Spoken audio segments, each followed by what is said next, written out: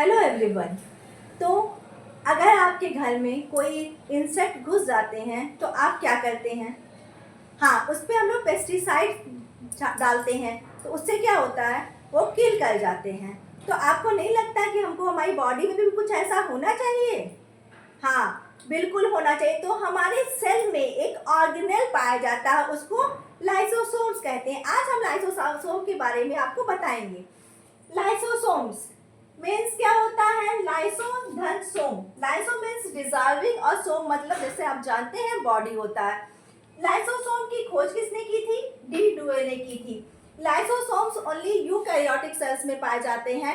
It means only animal cells में पाए जाते हैं। प्लांट में भी ये होते हैं लेकिन उनको लाइसोसोम्स ना कह के वैक्यूल कहते हैं।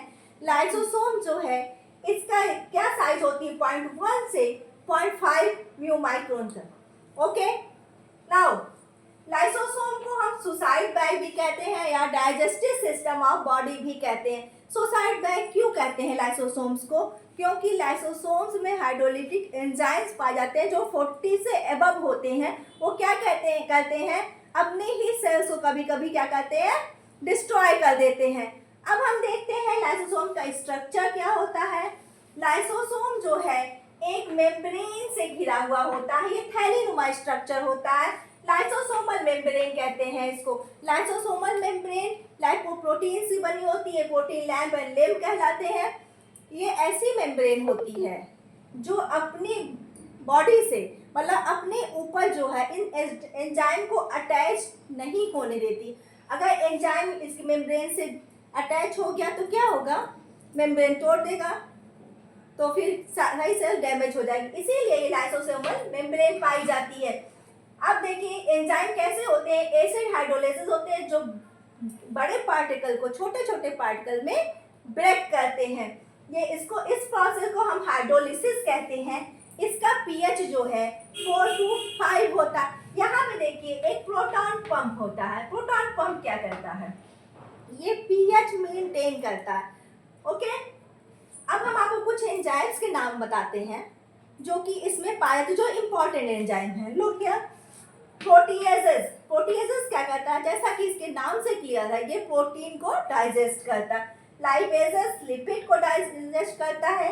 न्यूक्लियसेस डीएनए एंड आरएनए को डाइजेस्ट करता है, ब्रेक डाउन करता है। It means okay. Glycosidases carbohydrate को ब्रेक डाउन करता है और इसको एमाइलेजेस भी कहते हैं।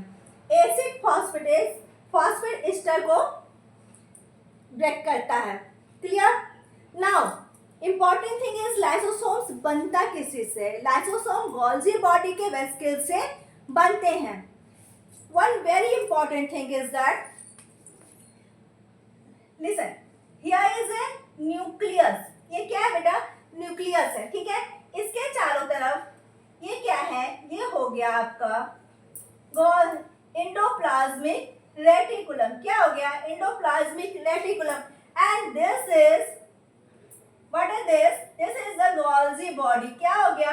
गोल्जी बॉडी और अपरेटस भी कहते हैं, ठीक। और इस गोल्जी बॉडी से क्या होते हैं? ये लाइसोसोम्स बनते हैं। तो हम इसे क्या कहते हैं? वेरी इंपॉर्टेंट है, आप इसको नोट कर लीजिएगा। इसको हम जल रीजन कहते हैं। क्या कहते हैं? GERL, जल region. Okay okay friends, I hope आप सबको समझ में आ गया होगा।